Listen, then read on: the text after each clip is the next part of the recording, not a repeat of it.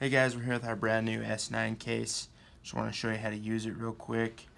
Same as S9 Plus, you'll notice that there's no locking tab.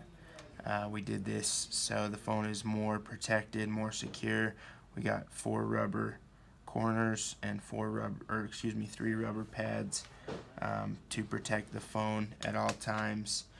So what you're going to do is you're just going to stick the top 2 edges in under those rubber pads first.